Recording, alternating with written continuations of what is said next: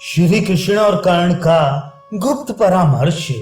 वैशंपायन जी कहते हैं, जन्मेजय, जब श्री कृष्ण कर्ण को रथ में बिठाकर हस्तिनापुर से बाहर आए तो उन्होंने उससे तीक्ष्ण, मृदु और धर्मयुक्त वाक्यों में कहा, कर्ण, तुमने वेद वेत्ता ब्राह्मणों की बड़ी सेवा की है और उनसे परमार्थ तत्व संबंधी प्रश्न किए हैं, पर मैं तुम्हें एक गुप्त बात बताता हूँ।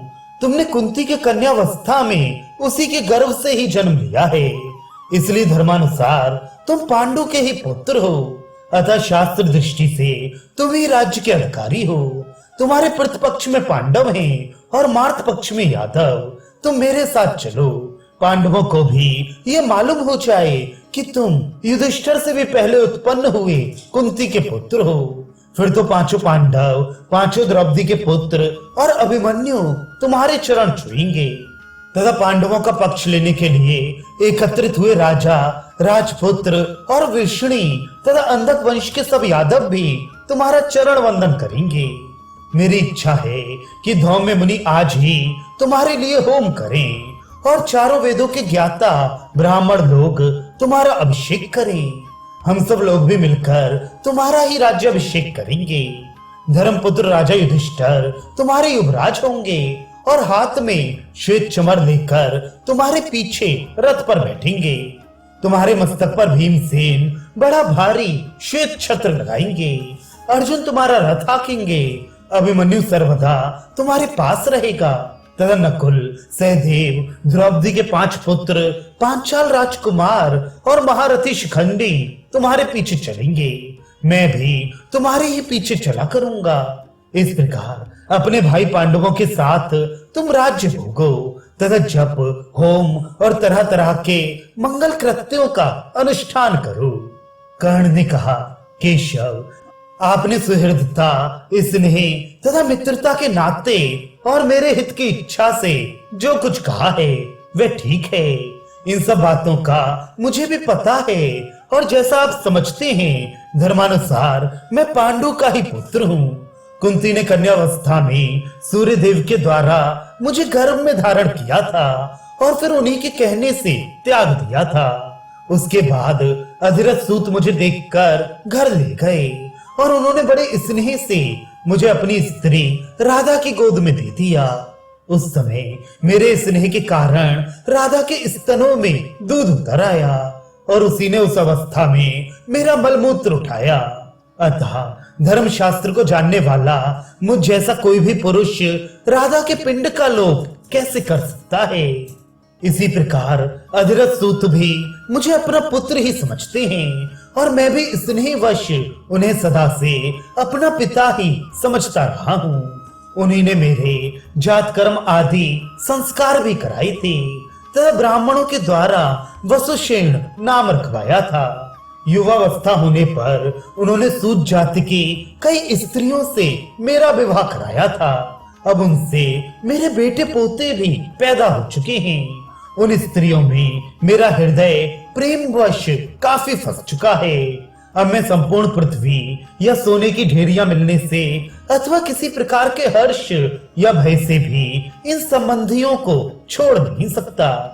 दुर्योधन ने भी मेरे ही भरोसे शस्त्र उठाने का साहस किया है और इसी से इस संग्राम में मुझे अर्जुन के साथ द्विरथ युद्ध के लिए नियत किया गया है। मैं मृत्यु, बंधन, भय और लोभ के कारण दुर्योधन को धोखा नहीं दे सकता। अब यदि मैंने अर्जुन के साथ द्विरथ युद्ध ना किया तो इससे अर्जुन और मेरी दोनों ही की अपकीर्ति होगी। किंतु मधुसूदन, आप एक नियम इस समय कर लें। वह यह कि हमारी जो गुप्त बात हुई है वह यहीं तक रहे।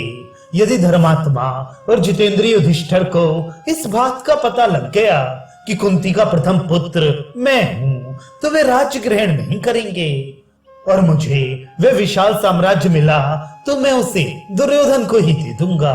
परंतु मेरी तो यही इच्छा है कि जिनके नेता श्री कृष्ण और योद्धा अर्जुन हैं, वे धर्मात्मा युधिष्ठिर ही सर्वदा राज्य शासन करें। मैंने दुर्योधन की प्रसन्नता के लिए पांडवों के विषय में जो कटु वाक्य कहे हैं, अपने उस कुकर्म के लिए मुझे बड़ा पश्चाताप है।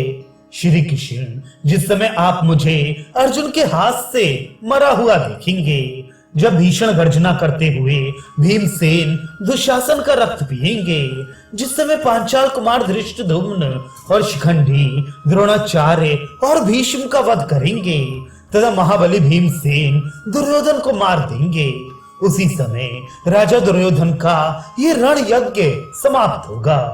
केशव, कुरुक्षेत्र तीनों लोकों में अत्यंत पवित्र है। वहां ये सारा वैभवशाली क्षत्रिय समाज शस्त्राग्नि में स्वाहा हो जाएगा। आप इस संबंध में ऐसा करें जिससे ये सब क्षत्रिय स्वर्ग प्राप्त कर लें। क्षत्रिय का धन तो संग्राम में जय पाना या पराक्रम दिखाते हुए मर जाना ही है। अतः आप हमारे इस विचार को गुप्त रखते हुए ही अर्जुन को मेरे साथ युद्ध करने के लिए ले आइएगा। कर्ण की यह बात सुनकर श्री कृष्ण हंसे और फिर मुस्कुराते हुए इस प्रकार कहने लगे, कर्ण, तो क्या तुम्हें ये राज्य प्राप्ति का उपाय भी मंजूर नहीं है? तुम मेरी दी हुई पृथ्वी का भी शासन नहीं करना चाहते? इसमें तो तनिक भी संदेह नहीं है कि जय पांडवों की ही होगी।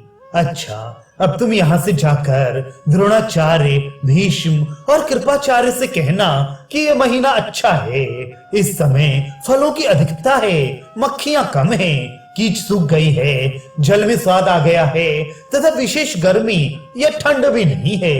अच्छा सुखमय समय है। आज से 7वें दिन अमावस्या होगी, उसी दिन युद्ध आरंभ करो। वहां और भी जो राजा लोग आए उन सबको ये समाचार सुना देना। तुम्हारी इच्छा युद्ध करने की है तो मैं उसी का प्रबंध किए देता हूँ। दुर्योधन के अधीन जो भी राजा और राजपुत्र हैं, वे शस्त्रों से मरकर उत्तम गति प्राप्त करेंगे। तब कर्ण ने श्री कृष्ण का सत्कार करते हुए कहा, महाबाहु, आप सबको जानबूझकर भी मुझे क्यों मोह में डालना चाहते हैं? ये तो पृथ्वी के सर्वथा संहार का समय ही आ गया है। इसमें शक नहीं। मैं, दुशासन और धृतराष्ट्र कुमार दुर्योधन तो निमित्त मात्र हैं। दुर्योधन के अधीन जो राजा और राजपुत्र हैं, वे सब शस्त्राग्नि में भस्म होकर यमराज के घर जाएंगे। इस समय बड़े भयानक स्वप्न और भयंकर शकुन तथा उत्पात भी दिखाई दे रहे हैं। इन्हें देखकर शरीर के रोंगटे खड़े हो जाते हैं। ये स्पष्ट ही दुर्योधन की हार और युधिष्ठिर की विजय को सूचित करते हैं। पांडवों के हाथी घोड़े आदि वाहन प्रसन्न दिखाई देते हैं तथा मृग उनके दाएं होकर निकल जाते हैं। ये उनकी विजय का लक्षण है। कौरवों के बाईं ओर होकर मृग निकलते हैं, इससे उनकी पराजय सूचित होती है। श्री कृष्ण ने कहा, कर्ण, निसंदेह अब यह पृथ्वी विनाश के समीप पहुंच चुकी है। इसी से तो मेरी बात तुम्हारे हृदय को स्पर्श नहीं करती। जब विनाश काल समीप आ जाता है तो अन्याय भी न्याय सा दिखने लगता है। कर्ण ने कहा, श्री कृष्ण, अब तो यदि इस महायुद्ध से बच गए तभी आपके दर्शन होंगे, नहीं तो स्वर्ग में तो हमारा आपसे समागम होगा ही। अच्छा, अब तो फिर युद्ध में ही मिलना होगा। ऐसा कहकर कर्ण ने श्री कृष्ण का प्रगाढ़ आलिंगन किया। फिर श्री कृष्ण से विदा होकर वे उनके रथ से उतरकर अपने स्वर्ण जटित रथ पर सवार हुआ और हस्तिनापुर को लौट गया तथा सात्विकी के सहित श्री कृष्ण सारथी से बार बार चलो चलो ऐसा कहते हुए बड़ी तेजी से पांडवों के पास चल दिए।